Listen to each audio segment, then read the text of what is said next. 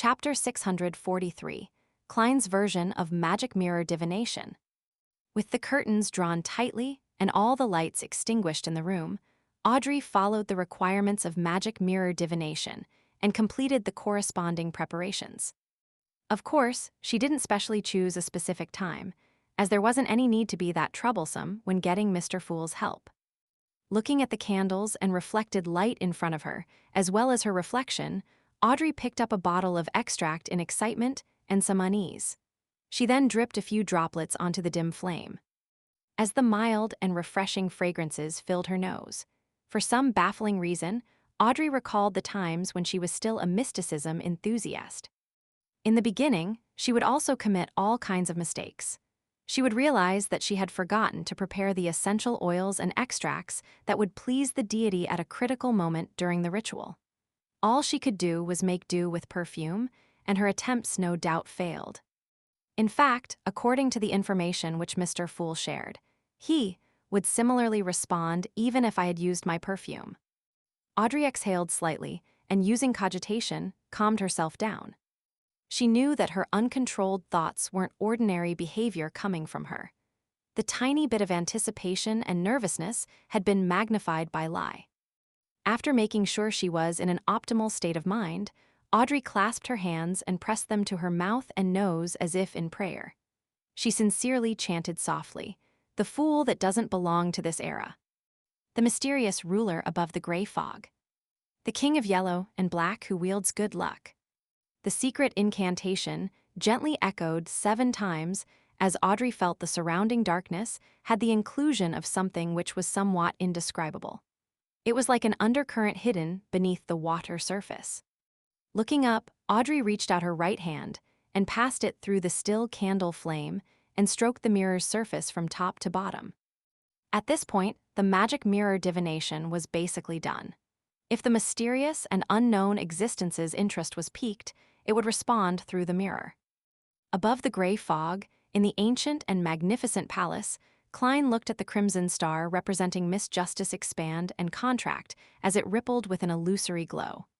Finally, it was tainted with a nearly black feeling of serenity. It condensed into a circular halo the size of a mirror that appeared to lead to the outer world. "It's different from past rituals, interesting." Klein leaned back into his chair and extended his spirituality to make contact with the black circular hole. Silently, his vision changed. The long bronze table and the crimson star overlapped with the spacious room which was illuminated with candlelight, becoming distinct once again. At this moment, Klein felt that a mirror had become an extension of his body or eye. It allowed him to clearly see and interfere with the real world despite being above the gray fog. Yes, clearly. All the objects in Klein's vision no longer looked blurry, as they appeared distinctly in his eyes. His gaze suddenly froze for 2 seconds. In front of him was a golden-laced, white-dressed lady. Her long blonde hair was casually tied up as they smoothly and luxuriantly flowed down. Her emerald eyes reflected a somewhat palish flame, looking as deep as the ocean and also as pure as a gemstone. Her facial features and the shape of her face were matched with a stunning beauty. Her bearing and elegance were clear and pure. Klein shifted his gaze away, as he felt guilty for some baffling reason. I nearly imagined her to be a demoness of quite a high sequence. Thankfully, I recalled in time that Miss Justice is a beyonder of the spectator pathway. It's impossible for her to become a demoness. The smell of this extract isn't bad. Very unique, it has a very subtle feeling. The mystical item created from that faceless beyonder characteristic, Miss Justice made it into a necklace. Klein's gaze landed on the mystical item, which was disguised as a diamond necklace. Then he heard Miss Justice say with utmost anticipation, "Mirror, mirror, please tell me the location of the owner of this notebook." Audrey knew that she was asking Mr. Fool, but mirror, mirror, were words she had always wanted to recite from the stories she had heard from a young age.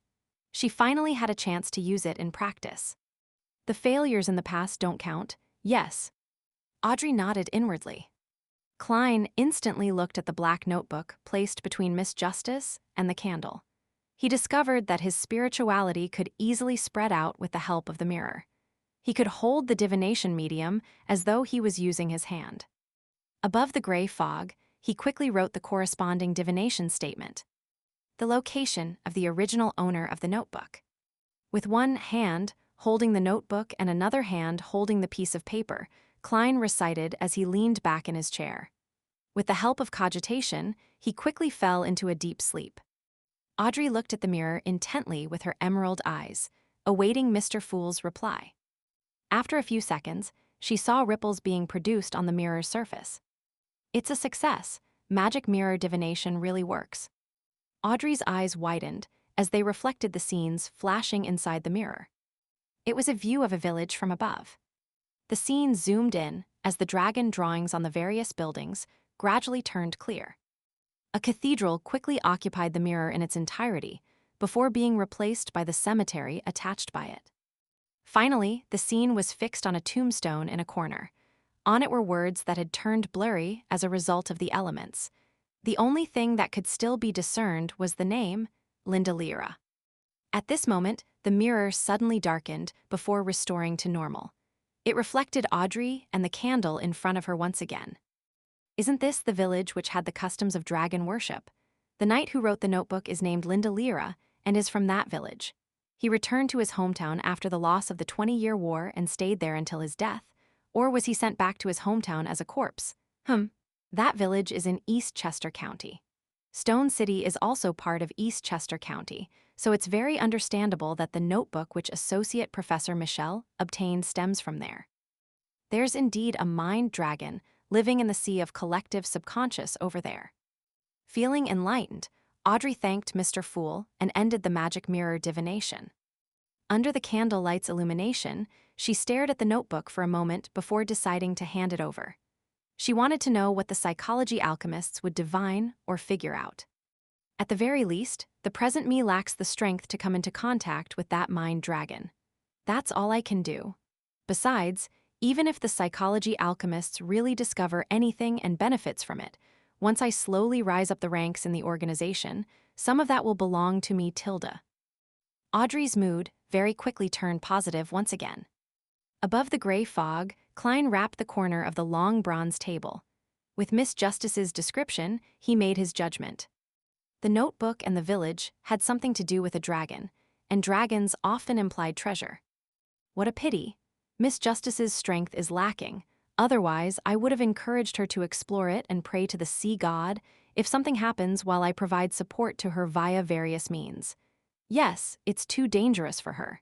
It can only be set aside for now.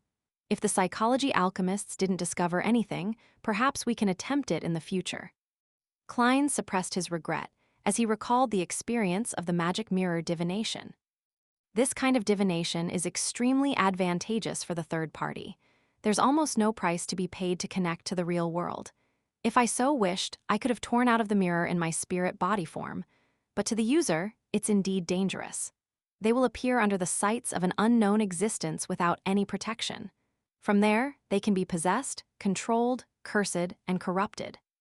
Klein sighed from the bottom of his heart. He wasn't worried that Miss Justice would abuse magic mirror divination, as she had the best and safest target to pray to. There was no need for her to seek anyone else. And that would be me. Klein retracted his finger and sat at the end of the long bronze table and waited in silence for 20 to 30 seconds. Soon, he returned to the real world. He didn't stay too long since he was on the future. There was someone watching him from the dark. After leaving the bathroom and putting away Azic's copper whistle and Will Ossipton's paper crane, Klein glanced at the crimson moon, which had been shrouded by clouds, as he pondered silently for a moment. He put on his half-top hat, pulled open the door, and went into the corridor. After taking a few steps forward, Klein deliberately slowed his footsteps and glanced at the first room on the left through the corner of his eye. Based on his judgment, the mysterious pair of eyes that were silently observing him and the deck during the day was in that room. Klein walked slower and slower as he nearly stopped in front of the door. He didn't hide the extension of his left palm as he reached for the handle when scenes naturally surfaced in his mind. Not far behind the door was a clothes rack with nothing hanging on it. Faint starlight scattered across the clean floorboards. There was a sense of solitude and serenity that lacked the aura of humans. The windows had opened at some point in time as the sea breeze blew in from the outside, lifting the curtains which weren't too heavy. There's no one there. Klein had planned on probing the area, but he immediately retracted his left palm and walked towards the stairs as though nothing had happened. When he arrived on the deck and was taking in the cold night breeze, Klein strolled on the starboard with a cold and casual expression, as though his main goal was to come out for a stroll. Suddenly, he saw a man sitting ahead of him. The man was wearing dungarees and a white shirt. Frankly, Klein didn't stop as he approached. The man sensed something as he turned his body halfway around to look at the person approaching. He was none other than poison expert Frank Lee, but he no longer wore a smile. Streaming down the corner of his mouth was blood-red liquid. Klein pricked up his brows without saying a word. Frank Lee suddenly raised his hands and grabbed a silver-scaled fish that wasn't struggling. He said in depression, "It failed. Their lifespan is shorter than I imagined. It's impossible to breed them, even if they are planted in the ground." As he spoke, he raised the silver-scaled fish in his right hand and bit down on it. "That's good, otherwise I'm really afraid of the kind of abominations you would create. So, you are drowning your sorrows with alcohol, no fish." Klein silently heaved a sigh of relief.